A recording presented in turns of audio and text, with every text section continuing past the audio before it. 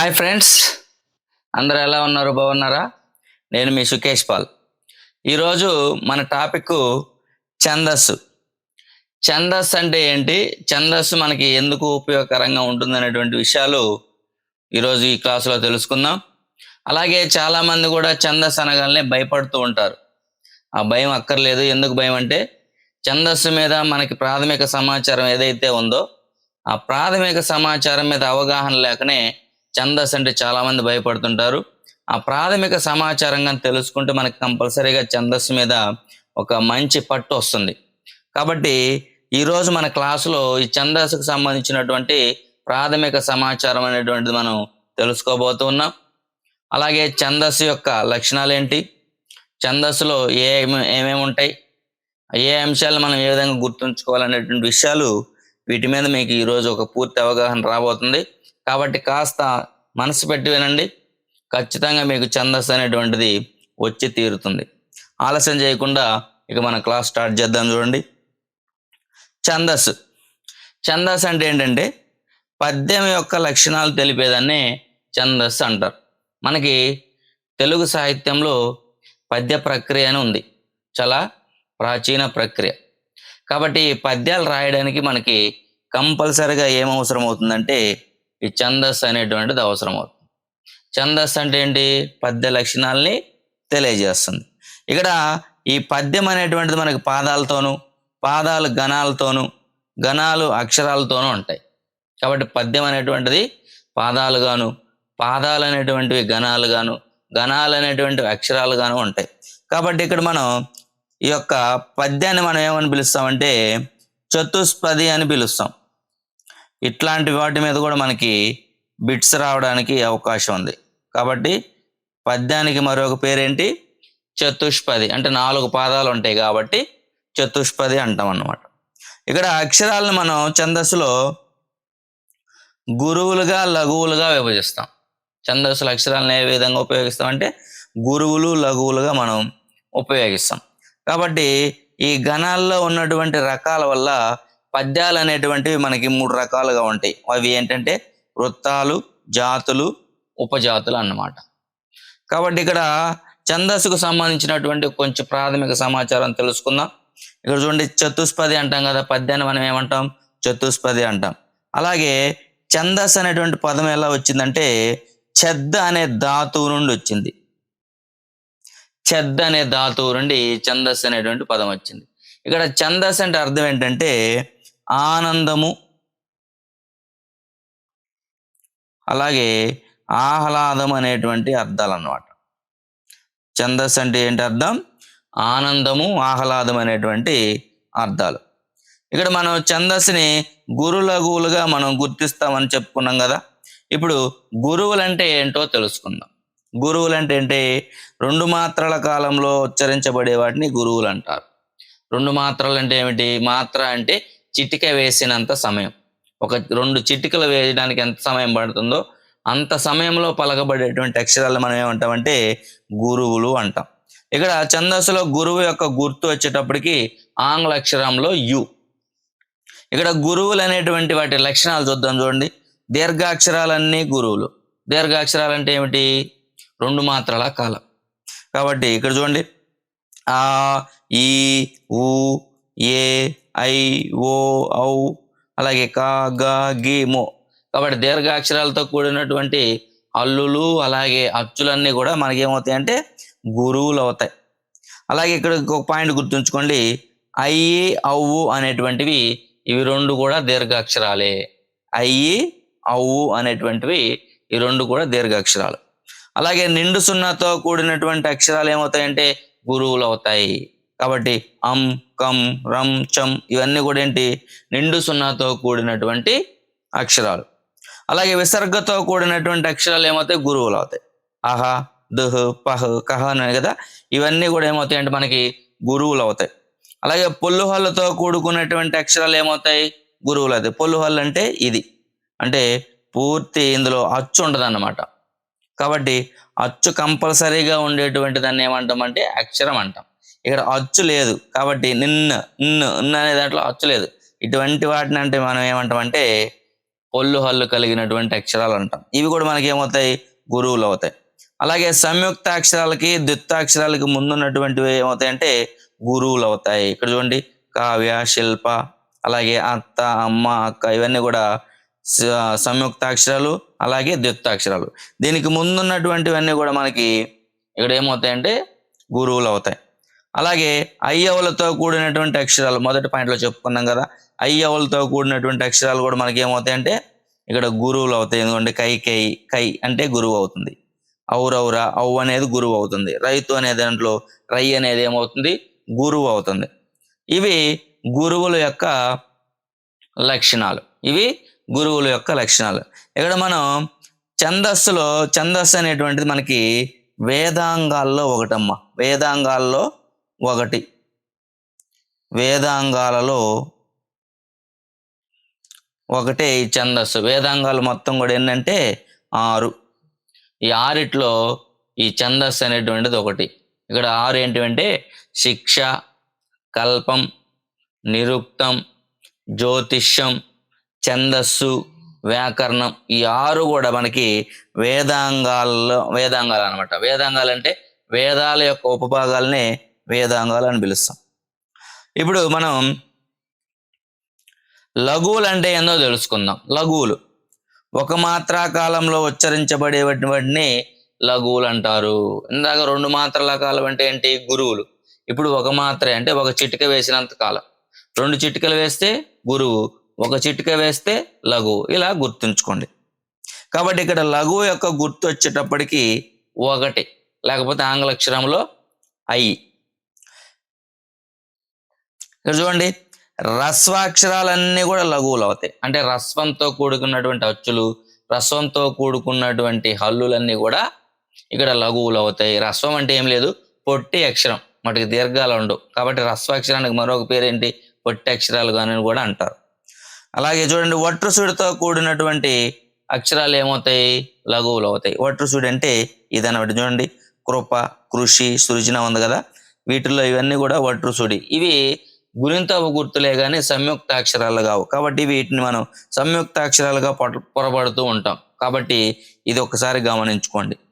అలాగే ఇంకొక సూచన ఏంటంటే చూడండి, 2 వేరు పదాలు ఉన్నప్పుడు రెండో పదం యొక్క మొదటి అక్షరము ద్విత్వము సంయుక్తమైన దానికి ముందున్నది గురువు కాదు. ఇందాక మనం ఏం చెప్పుకున్నాం? సంయుక్తాక్షరానికి ముందున్న అక్షరాలు గురువులు అవుతాయి, ద్విత్వాక్షరానికి ముందున్న అక్షరాలు కూడా గురువులు అవుతాయి. ఇక్కడ ఏంటంటే వేరుగా ఉండాలి. వేరుగా ఉన్నప్పుడు దానికి ముందున్నటువంటి అక్షరాలు ఏమవుతాయంటే గురువు కాదు. అక్కడ లఘువుగా ఉంటే లఘువే పెడతాం మనం సంయుక్తాక్షరానికి ముందు. ద్విత్వాక్షరానికి ముందు లఘు ఉంటే లఘువే పెడతాం. కానీ ఆ పదాలు 2 కలిసి ఉండాలన్నమాట. కలిసి ఉంటేనే అవి గురువులు అవుతాయి. ఇక్కడ చూడండి, ఉదాహరణ చూడండి, అతడు ప్రధాని. ఇక్కడ 2 వేరు పదం. అతడు అనేది ఒక పదం, ప్రధాని అనేటువంటి ఒక పదం. కాబట్టి ఇక్కడ చూడండి, అనేది ఏంటి? సంయుక్తాక్షరం. అప్పుడు దీనికి ముందున్నది ఏమవ్వాలి? గురువు అవ్వాలి. ఎప్పుడు అవ్వాలి? ఈ 2 కూడా కలిసి ఉన్నప్పుడు అవ్వాలి. కాబట్టి విడివిడిగా ఉన్నాయి కాబట్టి ఇక్కడ ఈ 3 కూడా లఘువులు అవుతాయి. ఇవన్నీ కూడా కాబట్టి ఇక్కడ దీర్ఘం కాబట్టి ఇది గురువు అవుతుంది. కానీ దీనికి ముందున్నటువంటి అక్షరము విడివిడిగా ఉన్నప్పుడు మాత్రమే అది మనం లఘువుగా పెట్టాలని గుర్తుంచుకోండి. ఇది ప్రళయ కాబట్టి ఇదేమవుతుంది? సంయుక్తాక్షరం. కాబట్టి సంయుక్తాక్షరానికి ముందున్నది ఏమవ్వాలి? గురువు అవ్వాలి. కానీ ఇక్కడ గురువు కాకూడదు, ఎందుకంటే అవి విడివిడిగా ఉన్నాయి. పదాలు కలిపి ఉన్నప్పుడు మాత్రమే సంయుక్తాక్షరానికి ముందున్నటువంటివి గురువులు అవుతాయి, ద్విత్వాక్షరానికి ముందున్నటువంటివి గురువులు అవుతాయి. ఈ యొక్క వీడియో లెంతీ అవుతుందని మీరు ఏమి ఆలోచించమాకండి. ఎందుకంటే ఈ ఛందస్సు గురించినటువంటి ప్రాథమిక సమాచారం తెలిస్తేనే మనకి ముందు ఈ వృత్త పద్యాలు అంటే జాతులు, ఉపజాతులు ఇవన్నీ కూడా మనకు అర్థం అవుతాయి. కాబట్టి కొంచెం నిదానంగా నేర్చుకోవాలనే ఉద్దేశంతోనే నేను మీకు ఈ క్లాస్ అనేటువంటిది చెప్తూ ఉన్నాను. అయితే మనకి ఇక్కడ ఈ యొక్క ఛందస్సులో అక్షరాలు గణాలుగా ఏర్పడతాయి, గణాలు అనేటువంటివి పాదాలుగా ఏర్పడతాయని చెప్పుకున్నాం కదా. ఇక్కడ గణాలు అనేటువంటివి ఎన్ని రకాలుగా విభజించారో ఇప్పుడు మనం తెలుసుకుందాం. చూడండి, గురు లఘువులతో కూడినటువంటి అక్షర సముదాయాన్ని మనం ఏమంటామంటే గణాలు. సముదాయం, గణం అంటే ఏంటి? సమూహం. కాబట్టి గురువు లఘువులతో ఏర్పడినటువంటి అక్షరాల సముదాయాన్నే మనం గణములు అంటాం. కాబట్టి ఇక్కడ గణాలు అనేటువంటివి చూడండి, ఏకాక్షర గణాలు. ఏకాక్షర గణం అంటే ఏమిటి? ఒకే అక్షరం కానీ ఘనంగా ఉంటే అది ఏకాక్షర గణం అవుతుంది. ఇక్కడ చూడండి, మా ఇది ఒక గణం, శ్రీ ఇది ఒక గణం, అంతే. ఒకే అక్షరం కానీ ఘనంగా ఉంటే అది ఏకాక్షర గణం. అలాగే 2 అక్షర గణాలు, ఈ 2 అక్షర గణాలు మొత్తం కూడా మనకి ఎన్ని ఉన్నాయి? 4 ఉన్నాయి. అవేంటో చూద్దాం. చూడండి, లలము. లలము అంటే ఏం లేదు, లా లా లా అంటే లఘు, లా అంటే లఘు. కాబట్టి 2 లఘువులు కానీ ఉన్నాయి అంటే అది లలము అవుతుంది. ఇక్కడ దీనికి ఉదాహరణ కూడా మీరు చూడొచ్చు. అలాగే లగము. ఇక్కడ లగనానికి వగనం అనేటువంటి పేరు అన్నమాట. లగనాన్ని ఏమంటాం?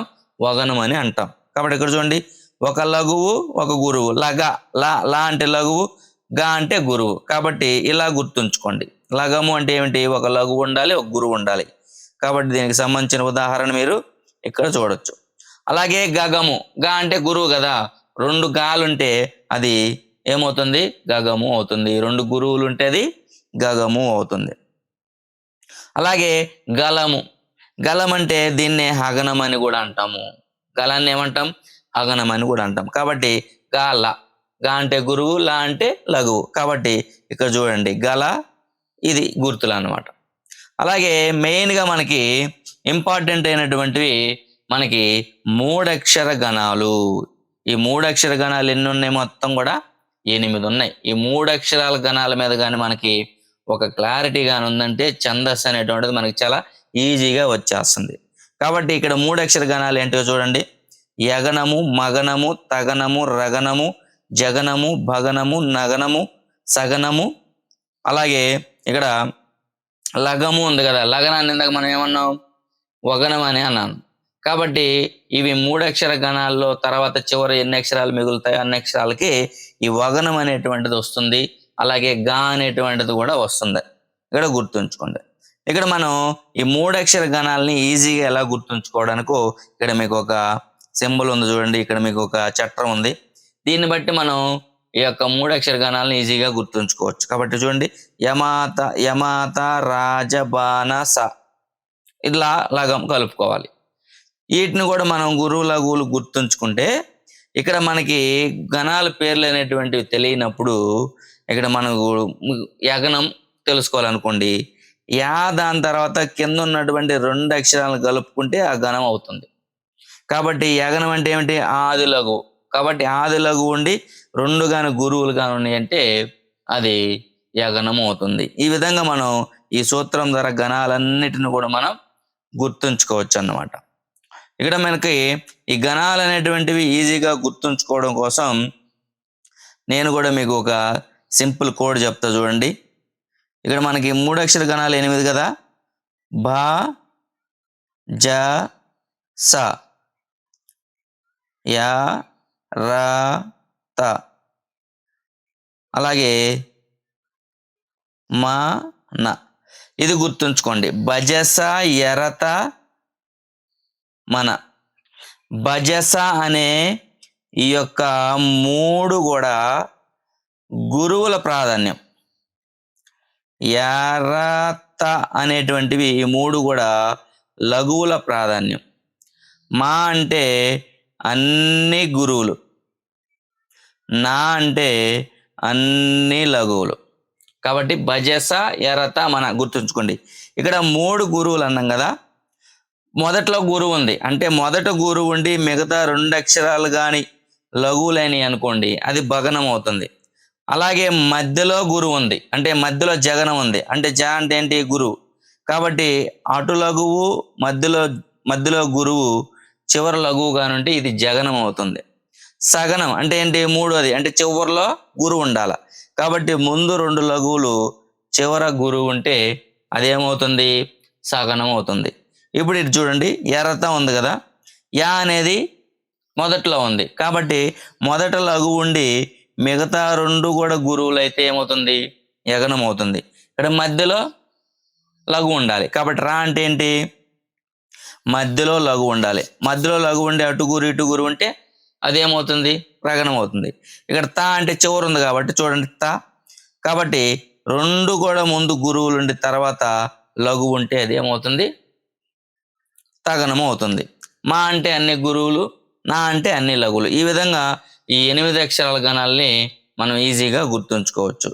ఇది ఒక టైపు, అంటే యమత రాజ బాణసలగం ఇది ఒక టైపు, భజస ఎరత మన అనేటువంటిది ఇది ఒక టైపు. ఇందులో ఏది ఈజీగా ఉంటే అది మీరు ఫాలో అవ్వచ్చు. అలాగే మనకి ఈ గణాలు అనేటువంటి 3 అక్షరాల గణాల తర్వాత 4 అక్షర గణాలు ఉంది. 4 అక్షర గణాలు. ఈ 4 అక్షర గణాలు కూడా మనకి ఏంటంటే 3 అమ్మ.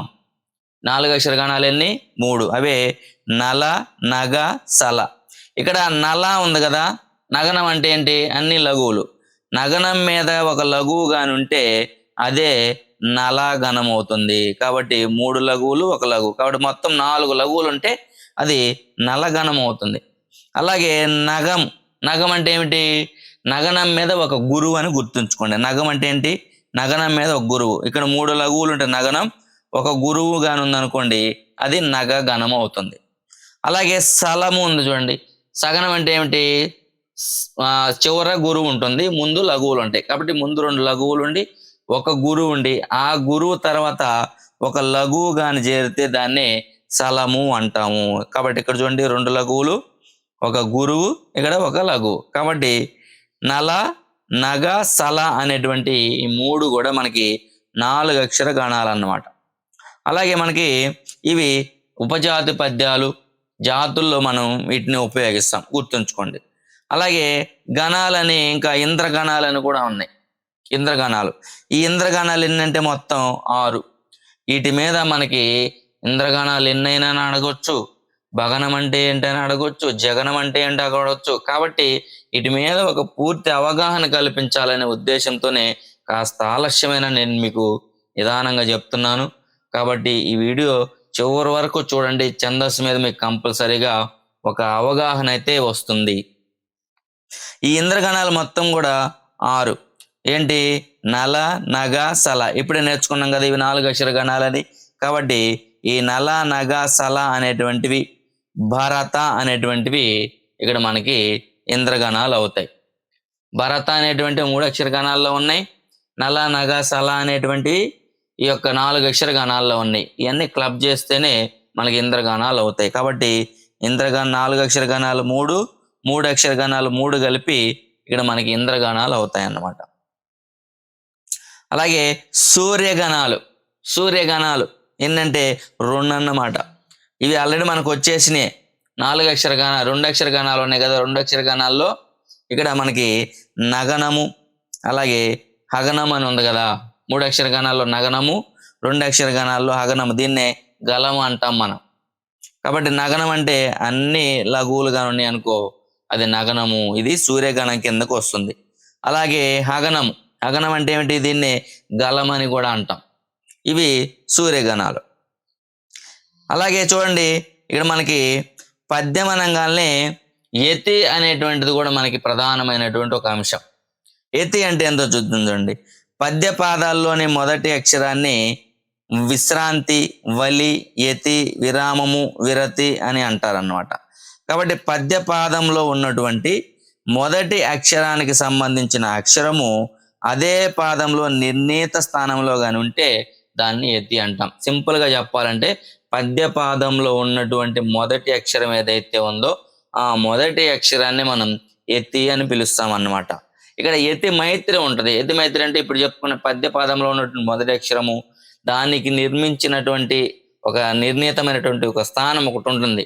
ఆ స్థానంలో సేమ్ అక్షరం కానీ ఉంటే అవి 2 కూడా యతి మైత్రి కలిగి ఉంటాయని అంటారు. కాబట్టి స్నేహం, ఒకే రకమైనటువంటి అక్షరాలు అక్కడ యతి మైత్రిగా రావడానికి అవకాశం ఉందన్నమాట. కాబట్టి యతి మైత్రి గల అక్షరాలని మనం ఇక్కడ చూడొచ్చు. చూడండి, ఆ, ఐ, ఔ, యా, హ. వీటి నుండి మనకి యతి మైత్రి అనేటువంటిది ఏర్పడుతుంది. ఈ వర్గాల్లో ఉన్నటువంటి ప్రతి అక్షరంతో కూడా యతి మైత్రి అనేటువంటిది మనకి ఏర్పడుతుంది. కాబట్టి వీటిని మీరు ఇక్కడ చూడొచ్చు. వీటికి మాత్రమే యతి అనేటువంటిది మనకి సరిపోతుంది అన్నమాట. కాబట్టి ఇవన్నీ కూడా కాస్త మీరు జాగ్రత్తగా చూడండి. యతి మైత్రి కలిగినటువంటి అక్షరాలు మొత్తం కూడా ఎన్ని ఉన్నాయి? 10 వర్గాలు ఉన్నాయి. ఈ 10 వర్గాలు కూడా మనకి యతి మైత్రికి ఉపయోగిస్తారనమాట. అలాగే ఇంకొకటి పద్యం అనగానే ఇంకొక నియమం ప్రాస నియమం. ప్రాస అంటే ఏంటంటే చూడండి, పద్యంలో ఉన్నటువంటి రెండో అక్షరాన్ని మనం ఏమంటామంటే ప్రాస అంటాము. పద్యం అనగానే 4 పాదాలు ఉంటాయి. 4 పాదాల్లో మొదటి అక్షరాన్ని ఏమంటాం? యతి అంటాం. అలాగే రెండో అక్షరాన్ని మనం ప్రాస అని అంటామన్నమాట. ఇది ఈరోజు మనకి సంబంధించినటువంటి ఛందస్సుకు సంబంధించినటువంటి ప్రాథమిక సమాచారం. కాబట్టి ఈ వీడియోలో మనం ఏం తెలుసుకున్నాం? ఛందస్సు అంటే ఏంటి? ఛందస్సు ఎందుకు ఉపయోగిస్తారు? ఛందస్సుకి ఎన్ని పేర్లు ఉన్నాయి? అలాగే పద్యాన్ని ఇంకో పేరుతో ఏం పిలుస్తాం? అసలు వేదాంగాలు ఏంటి? వేదాంగాల్లో ఛందస్సు ప్రాధాన్యత ఏంటి? గురువు అంటే ఏంటి? లఘువు అంటే ఏంటి? 3 అక్షర గణాలు, 2 అక్షర గణాలు, ఏకాక్షర గణాలు, వీటి మీద మనకి పూర్తి అవగాహన అనేటువంటిది ఇప్పుడు వచ్చింది. వీటిని ఉపయోగించుకొని మనం అది ఏ పద్యము అనేటువంటి దాన్ని గుర్తించాలంటే కంపల్సరిగా వీటి మీద మనకి అవగాహన ఉండాలి. కాబట్టి కాస్త లేట్ అయినా కూడా నేను దీని గురించి మీకు వివరించడం జరిగింది. కాబట్టి నెక్స్ట్ క్లాసులో ఏంటంటే ఈ గురువులు లఘువులను ఉపయోగించుకొని ఈ 3 అక్షర గణాలని 2 అక్షర గణాలను ఉపయోగించుకొని పద్యాలని మనం ఏ విధంగా గుర్తించాలి అనేటువంటి ఆ క్లాస్ అనేటువంటిది మనకు ఉంటుంది. కాబట్టి ఈ కంటెంట్ కానీ మీకు నచ్చితే కంపల్సరీగా మన ఛానల్ని సబ్స్క్రైబ్ చేయండి. చాలామంది కూడా మన ఛానల్ని చూస్తూ ఉన్నారు కానీ ఎక్కువ మంది సబ్స్క్రైబ్ చేసుకోకుండా చూస్తున్నారు. మీరు సబ్స్క్రైబ్ చేసుకొని చూస్తే అదేనండి మీరు నాకు ఇచ్చేటువంటి ఒక మోరల్ సపోర్టు. మీ మోరల్ సపోర్ట్తోనే నేను ఇంకా మీకు మంచి మంచి వీడియోలు నేను చేయడానికి నాకు ఒక ఉత్సాహంలాగా మీ సపోర్ట్ అనేటువంటిది నాకు ఉంటుందని నేను భావిస్తూ నెక్స్ట్ క్లాసులో మరలా ఆ పద్యాలకు సంబంధించినటువంటి అంశాల గురించి మనం తెలుసుకోబోతున్నాం. అంతవరకు సెలవు. ధన్యవాదాలు. మీ సుకేష్ పాల్.